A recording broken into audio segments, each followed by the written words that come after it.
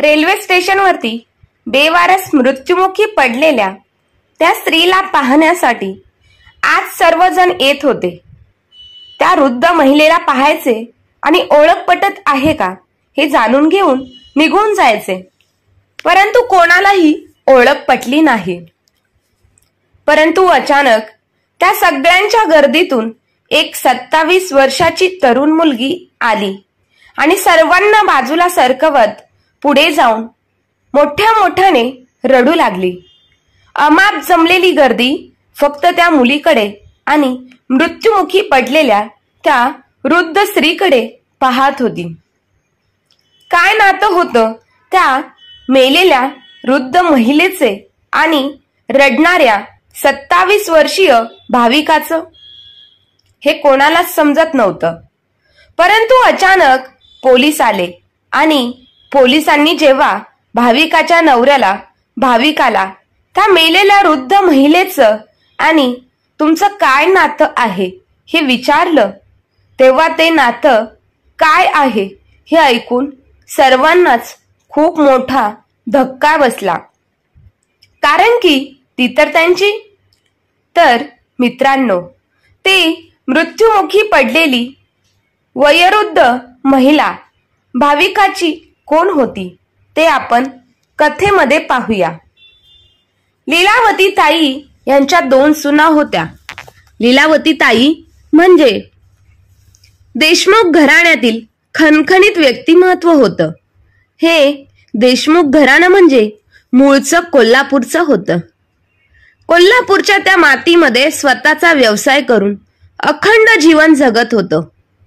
लीलावती ताई यांचा एक खानदानी व्यवसाय होता, तो म्हणजे कोल्हापूरच्या चप्पलचा. वारसा परंपरेत मिळालेला व्यवसाय प्रत्येकाने तो हातामध्ये घ्यायचा आणि प्रत्येक पिढीला देऊन प्रत्येक नवजात पिढीला आपल्या व्यवसायात वाढवायचं हेच काम प्रत्येकाला होतं.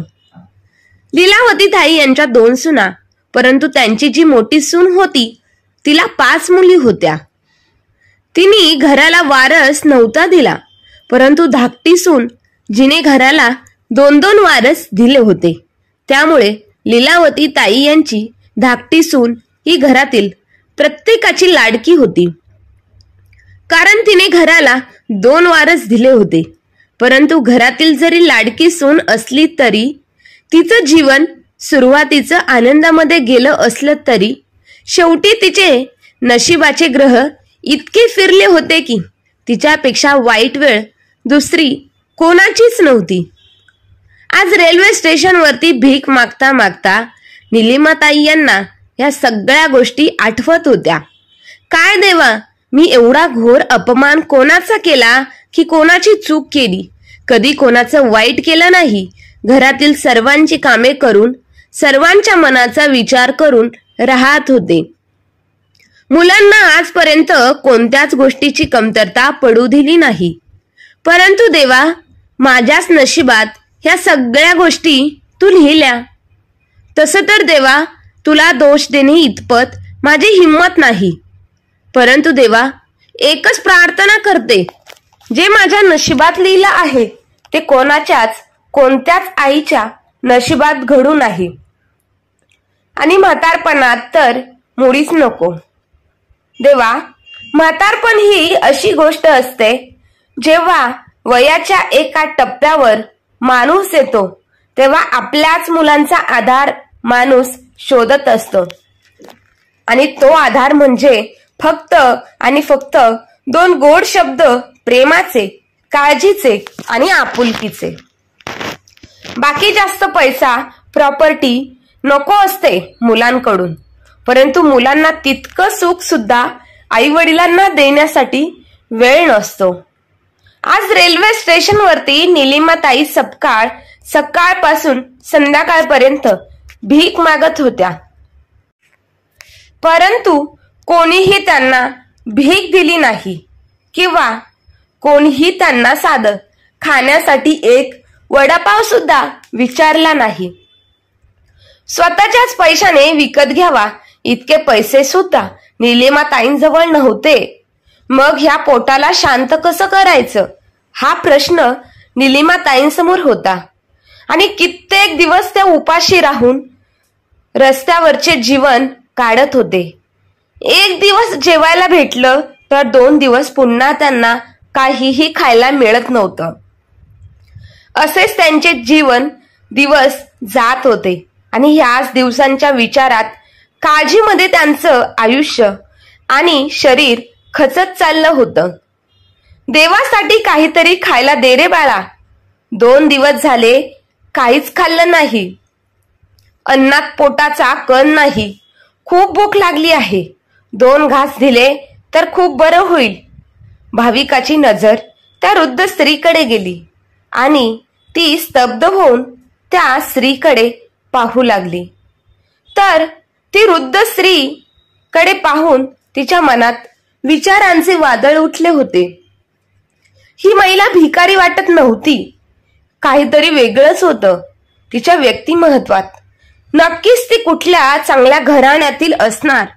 पण मग आज या वयात का तिच्यावर भूक मागण्याची वेळ आली असेल, हे तर विचार करताच भाविकाचं मन अस्वस्थ झालं होतं. तिने आपला हात पर्सकडे नेला. तिने काहीतरी मदत करायचं ठरवलं होतं. पण त्याच वेळी ट्रेन आली आणि ती स्टेशनवरून ऑफिसकडे निघाली. भाविका रोजच्या प्रमाणे त्या स्टेशनवरूनच ऑफिसला जात होती. स्टेशनवर भीक मागणारे बरेच लोक असतात, पण त्या वृद्ध महिलेकडे पाहून तिला विश्वासच बसत नव्हता की ती भिकारी आहे. पण एक गोष्ट स्पष्ट होती की ती महिला खूप भुकेलेली होती आणि भूक जेव्हा असह्य होते तेव्हा माणसाला कोणताच मार्ग दिसत नाही. ऑफिसमध्ये देखील तिच्या विचारात ती वृद्ध महिला सतत येत होती. तिच्या मनात सतत तिचं ते पाहिलेलं दुःख आणि याचना घर करून बसलेले होते. संध्याकाळी स्टेशनवर परत येताच तीच वृद्ध महिला पुन्हा एकदा तिला दिसली. भाविका तिच्या जवळ गेली आणि पाहिलं. वृद्ध महिलेच्या डोळ्यांमध्ये आयुष्याचा प्रकाश मावळलेला होता. तिच्या डोळ्यांमध्ये जगण्याची इच्छा उरलेली नव्हती. ती फक्त जगत होती, जणू जीवनाची इच्छा संपलेली असावी. ती साधारण 70-80 वर्षाची असावी. चेहऱ्यावर अनुभवाच्या आणि संघर्षाच्या सुरकुत्या. मळकट साडी. पण तिच्या व्यक्तिमत्वात असं काहीतरी होतं की ती इतर भिकाऱ्यांपेक्षा वेगळीच वाटत होती. ती नक्कीच एका चांगल्या घराण्यातील होती, पण का अशी दुर्दैवी वाईट तिची अवस्था झाली असेल, हे भाविकाला समजत नव्हतं. भाविकाने तिथेच एका विक्रेत्याकडून 4 पुऱ्या आणि बटाट्याची भजी घेतली. त्याच्या सोबतच एक गरम गरम चहाचा कप. तिने त्या वृद्ध महिलेला जेवण दिलं आणि म्हणाली, आजी, हे जेवण घ्या आणि हा चहा प्या. तुमचं पोट भरेल. जेवण पाहताच वृद्ध महिलेने डोळ्यात एक चमक आली. त्या आनंदाने भाविकाला आशीर्वाद देत खाऊ लागल्या होत्या. भाविका अजून काही विचारणार होती तेवढ्यातच सागरचा फोन तिला आला. कुठे आहेस? घरी आली नाही अजून? हा, येतच आहे. सगळं घरी येऊन सांगते, असं म्हणत भाविका घरी निघाली.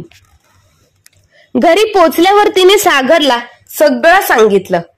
सागर म्हणाला, अगं भाविका, स्टेशनवर असे कितीतरी भिकारी लोक कायमच बसलेले असतात. रोज किती जणांना, किती लोकांना तू जेवण वाटत बसणार आहेस? तुला सगळ्यांचं पडलेलं असतं. आज दिवस, उद्या पुन्हा मागतील. हे लोक फक्त मागणं जाणतात. काम धंदा काही करत नाही. हात पाय असून बसलेले असतात. भाविकांनी शांतपणे उत्तर दिलं, नाही सागर, ती महिला इतर महिलांसारखी नव्हती किंवा भिकारी लोकांसारखी नव्हती. तिचा चेहरा पाहिल्यावर तुला देखील तिची दया आली असती. तिची काहीतरी मोठी मजबुरी असावी. सागरने थोडं हसत विचारलं, अरे, उद्या रविवार आहे, मग तू काय तिथेच जाणार? सागर, उद्या रविवार आहे म्हणून उद्या जाईन, कारण उद्या ना ऑफिसला जाण्याची घाई आहे ना घरी परत येण्याची, असे भाविका म्हणाली. दुसऱ्या दिवशी सकाळी भाविका पुन्हा स्टेशनवरती गेली. ती वृद्ध महिलेला शोधू लागली, पण त्या कुठेच दिसत नव्हत्या. भाविकाने आजूबाजूला चौकशी केली, भरपूर लोकांना विचारले. तेव्हा कोणीतरी सांगितलं की स्टेशनच्या बाहेर मोठं वडाचं झाड आहे, तिथेच त्यांचा मुक्काम असतो. भाविका तात्काळ त्या वडाच्या झाडाजवळ गेली आणि तिथे झाडाखाली ती वृद्ध महिला झोपलेली होती. आजी, मी तुमच्यासाठी नाश्ता आणला आहे, आज तुम्ही दिसला नाहीत. वृद्ध महिला भाविकाकडे पाहत उत्तर देत म्हणाली, हो बाळा, आज तब्येत बरी नाही वाटत, म्हणूनच हातपाय आता साथ देत नाही.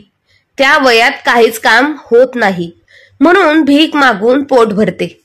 कधी कधी तुझ्यासारखी देवदूत माणसे येऊन काहीतरी खायला देऊन जातात, तेवढेच समाधान वाटतं आणि पोटाला आधार. त्या म्हणाल्या, आजी, तुम्ही केव्हापासून भीक मागत आहात? भाविकाच्या प्रश्नाने त्या थबकल्या. विचारांचा काहूर त्यांच्या डोळ्यांमध्ये दिसत होता. डोळ्यांमध्ये पाणी दाटून आलं. बाळा, मला भीक मागणं अजिबात आवडत नाही, पण मी मजबूर आहे. या वयात हातपाय काम करत नाही. पोटाची आग विझविण्यासाठी स्वतःला जाळावं लागतं.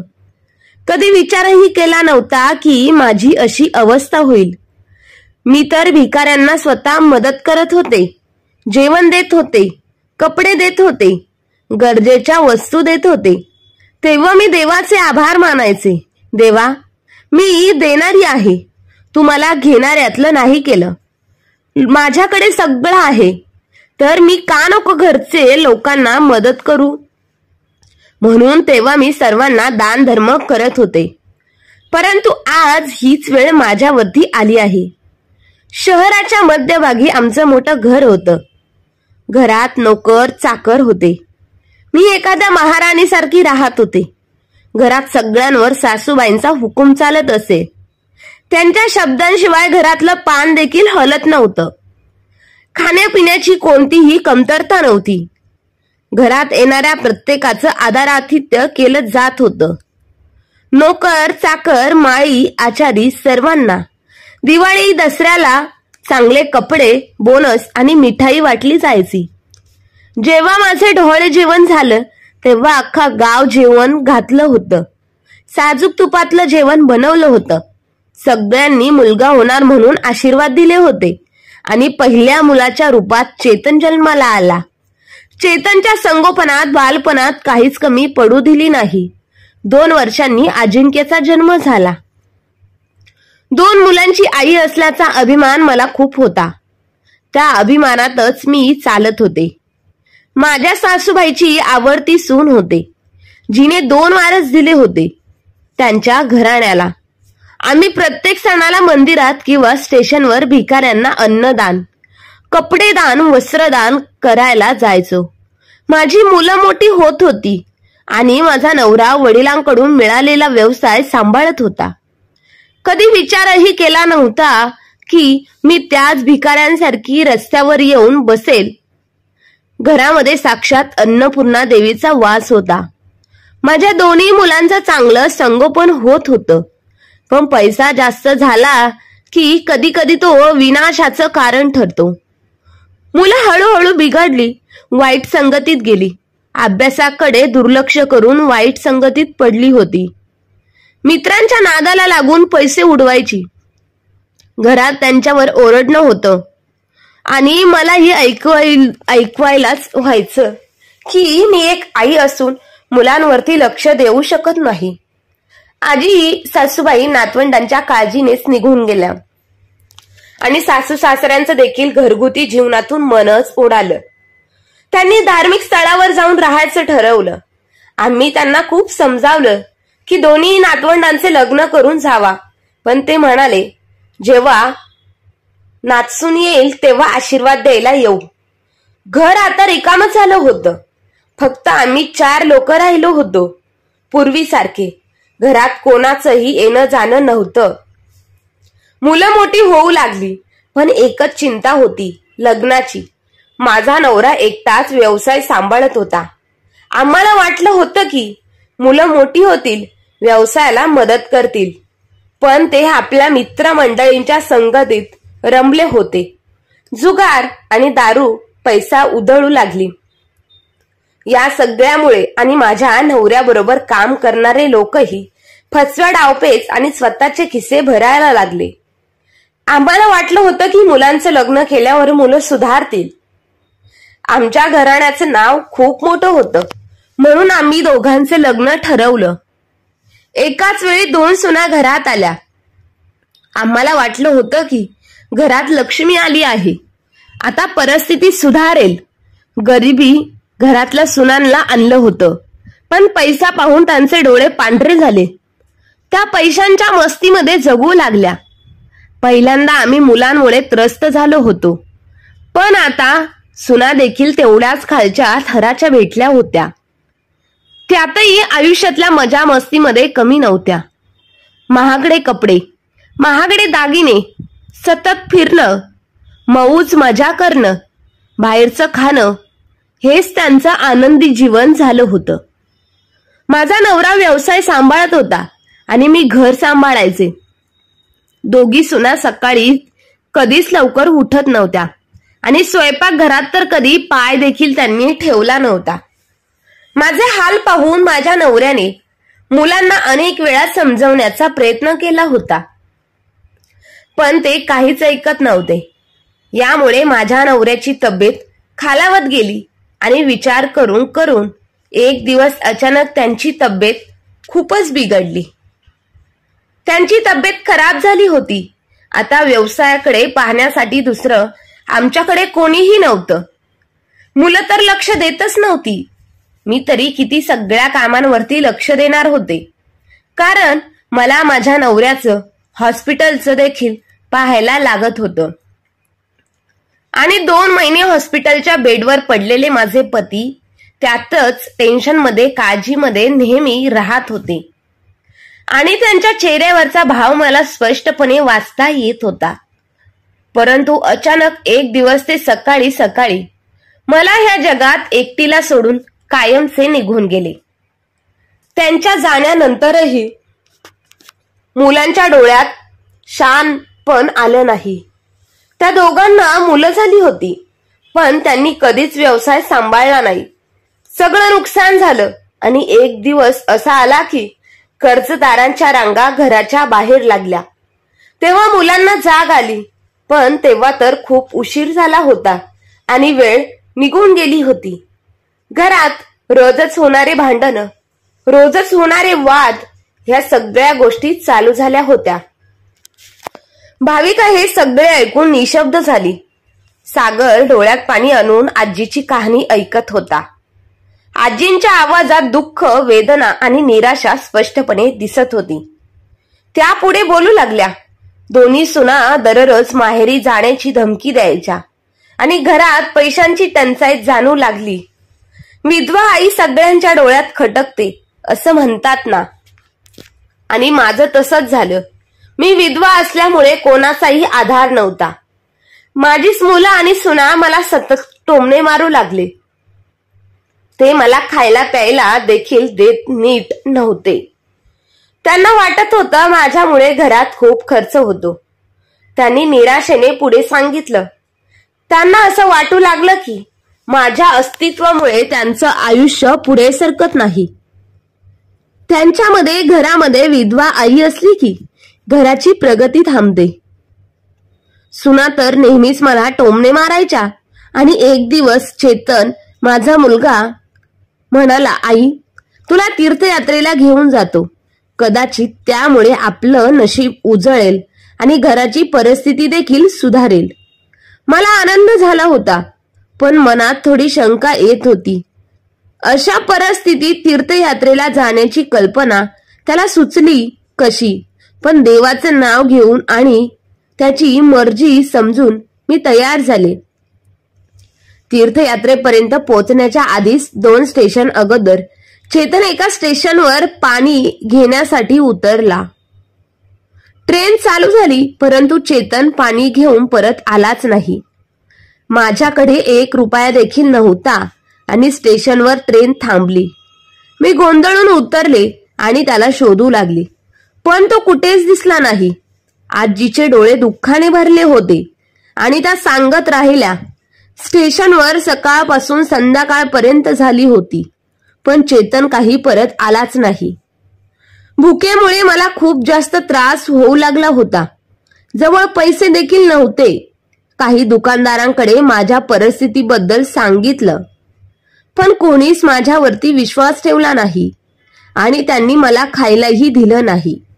मी त्यांना म्हणाली की माझा मुलगा मला 2-3 दिवसात घ्यायला येईल, पण सगळे हसले आणि म्हणाले, आजी, तुमचा मुलगा तुम्हाला सोडून गेला आहे. त्याला तुम्ही आता भार वाटत होता. त्याला तुम्हाला सांभाळायचं नव्हतं. मला विश्वास बसत नव्हता त्या लोकांच्या बोलण्यावर. त्याचा मी 9 महिने भार सांभाळला. त्याला आज माझं अस्तित्व त्रासदायक वाटत आहे, त्यांनी सांगितलं.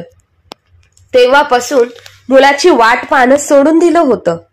आता मी इथे स्टेशनवर भीक मागून जगत आहे आणि देवाचं नाव घेऊन दिवस काढत आहे. वृद्ध महिन्याची ती कथा ऐकून भाविकाच्या डोळ्यात पाणी आलं. खरंच प्रत्येक जण जाणून बुजून भीक मागत नाही किंवा प्रत्येक जण मुद्दाम भिकारी होत नाही. काही लोकांवर परिस्थितीची काठी खूप जबरदस्त लागलेली असते. भाविका घरी आली तेव्हा सागरने विचारलं, तू आजीला भेटली का? आजीने एक कथा सांगितली असेल. भाविकाने तो प्रसंग सांगितला आणि मनात म्हणाली, होय सागर, अशी एक कथा सांगितली की मनाला अगदी हादरवून टाकणारी होती. माझ्या डोळ्यांमध्ये अश्रू सुद्धा थांबायला मागत नव्हते. मुलांनी आईचा सांभाळ करू शकले नाही म्हणून तिला स्टेशनवर सोडून निघून गेले. मी त्यांना विचारलं, आजी, तुम्ही घरचा पत्ता द्या, पण त्या नाही म्हणाल्या. त्यांना आता आपल्या मुलांबरोबर काहीही नातेसंबंध ठेवायचे नाही. त्यांना शिक्षाही द्यायची नाही आणि परत जायचं देखील नाही. मुळीच त्या म्हणाल्या, माझ्या मुलांनी मला सोडलं, त्यानंतर मी का त्यांच्या प्रेमाची अपेक्षा करू? आता त्यांचं मन दगडासारखं निर्भर कडक झालं आहे. भाविका पुढे म्हणाली, पण सागर, मला आजीचं स्टेशनवर अशा प्रकारे भीक मागणं बघून खूप वाईट वाटलं. आपण त्यांच्यासाठी काही करू शकत नाही का? भाविकाने आपल्या नवऱ्याला विचारलं. सागर म्हणाला, भाविका, आपण काय करू शकतो? आपल्यालाही नोकरी आहे, आपल्यालाही मुलगी आहे आणि तिची जबाबदारी आपल्यावर आहे. आपण तिला चांगले संस्कार आणि जीवन देणं हेच आपलं काम आहे. भाविकाने उत्तर दिलं, पण सागर, आपण आपल्या मुलीला सगळं देत आहोत, पण जी सर्वात मौल्यवान गोष्ट आहे ती नाही न देऊ शकत. आपण तिला म्हणजे प्रेम आणि आपुलकी आणि माया. आपली मुलगी एकाकीपणाने जगत आहे. आपण तिला वेळ देत नाही. तिच्यावरचं प्रेम आजीच्या मायेने कसं वाढवेल हे आपण लक्षात घेत नाही. ती पुढे म्हणाली, सागर, आपण त्या आजींना दत्तक घेऊ, आपल्या घरी आणू. त्यांना आधार मिळेल आणि आपल्यालाही मुलीलाही आजीचं प्रेम मिळेल. आपल्यालाही एक नवीन सुंदर कुटुंब मिळेल, ज्यात आपुलकी आणि मायेचं स्थान असेल. तुझं डोकं तर ठिकाणावर आहे ना भाविका? रस्त्यावरून कोणालाही उचलून घरी आणायचं का? आणि ते लगेच आपले होतात का? कोणाबद्दल तरी माहिती असायला हवी आणि ते आपले कोणीच लागत नाही. अशी मदत करायची असेल तर करू शकतो, पण घरी तर घेऊन येऊ शकत नाही आपण त्यांना. अनोळखी लोकांचा काय भरोसा? पण सागर, तूही एकदा अनोळखी होतास जेव्हा तुला अनाथ आश्रमातून आणलं गेलं होतं. भाविकाचं बोलणं ऐकून सागर चकित झाला. तीही खोटं बोलत नव्हती. त्याचं मन दहिवरलं. तो अनाथ होता, माहित नाही का? त्याच्या आईवडिलांनी त्याला त्यागलं होतं. आजही त्याला त्याच्या आठवणीने त्रास होत होता. ज्या लोकांनी त्याला दत्तक घेतलं त्यांनी त्याला खूप प्रेमाने सांभाळलं आणि आज त्यांचं अस्तित्व त्यांच्या जीवनावरच उभं होतं. भाविका आणि सागरचं लग्न झालं होतं, पण काही दिवसानंतरच त्याला पुन्हा अनाथ होण्याचा अनुभव आला होता. त्या दत्तक घेतलेल्या लोकांचा त्याला तोंड देखील पाहता आलं नाही. एक भीषण अपघात झाला आणि त्यांना भेटायला येत असलेल्या गाडीतच ह्या दोघांचा मृत्यू झाला आणि पुन्हा एकदा अनाथपणाची चव चाखली गेली होती. पण भाविकाने त्याला आधार दिला. मला माफ कर भाविका, आपण उद्या सकाळी त्या आजींजवळ जाऊया आणि त्यांना घरी घेऊन येऊ. संध्याकाळी भाविका खूप आनंदाने खुश होती. तिने आपल्या मुलीला सांगितलं की उद्या आजीला घेऊन घरी येणार आहोत. सकाळी तिघेही जण स्टेशनवरती पोहोचले. भाविकाची नजर त्या वृद्ध महिलेच्या शोधात होती. तिला अचानक दुसऱ्या बाजूला खूप गर्दी दिसली. ती त्या गर्दीमध्ये पाहण्याचा प्रयत्न करू लागली. आतमध्ये पाहिलं तेव्हा तिच्या तोंडातून एक किंकाळी बाहेर पडली. त्या वृद्ध महिलेचा मृतदेह पडला होता. खूप दिवसांपासून ते आजारी होत्या. वेळेवर उपचार न मिळाल्यामुळे त्यांचा मृत्यू झाला होता. 2 मुलांची आई भीक मागायला विवश झाली होती. आज एका बेवारसासारखी स्टेशनवर पडलेली होती. भाविका रडू लागली. खूप प्रयत्न करून सागरने तिला समजावलं. लोक एक एक करून जात होते, पण भाविकाला तेथून हलता येत नव्हतं. सागर, आपण आजींना आपल्या बरोबर ठेवू शकलो नाही, पण सन्मानाने त्यांचा अंतिम संस्कार तर करू शकतो ना. त्यांच्या मुलांना तर माहीतही नसेल की आज त्यांची आई ह्या जगाला निरोप देऊन सर्वांना सोडून निघून गेली आहे. सागरने पोलिसांकडून परमिशन घेतली आणि सन्मान आणि आजीचा अंतिम संस्कार केले. भाविकांनी भरल्या डोळ्यांनी त्यांना निरोप दिला. ज्यांच्या जीवनात किंमत समजून घेत आपल्याला नात्याला ह्या जगात प्रेमाची आणि आदराची गरज आहे, तिच्या मनात विचार चालू होता. तर मित्र आणि मैत्रिणींनो, आयुष्यभर श्रीमंतीत मान सन्मान आणि जगलेल्या व्यक्तीला म्हातारपणामध्ये लाचारीने आयुष्य जगावं लागतं, आणि तेही फक्त आपल्याच मुलांमुळे. तर मित्र आणि मैत्रिणींनो, तुम्हाला ह्या वृद्ध महिलेबद्दल काय वाटतं आणि भाविकाने तिच्यासाठी सहानुभूती दाखवली होती यासाठी काय वाटतं हे कमेंट करून नक्की कळवा. आणि कथा आवडली असेल तर आपल्या चॅनलला लाईक, शेअर, सबस्क्राईब नक्की करा. धन्यवाद.